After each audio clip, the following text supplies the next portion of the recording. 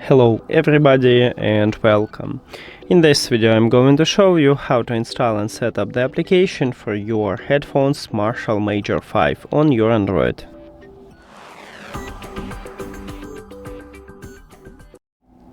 You have to start by open Play Store.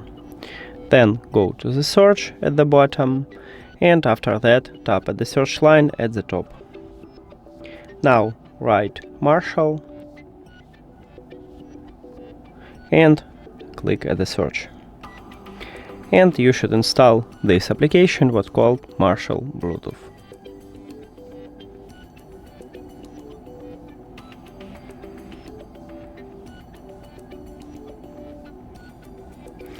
It automatically opened this application, so you need to click the check mark and then next. Right here you can write your email, but I'm going to skip it, I don't need it. And also I don't want to share my data, but you can enable it, it's up to you. And then click next, add device and click allow. And now we can add these headphones. In the next video I will show you how to do this. Thank you for watching this video. If you found it helpful, please consider subscribing to channel and leave the like on the video. See you later.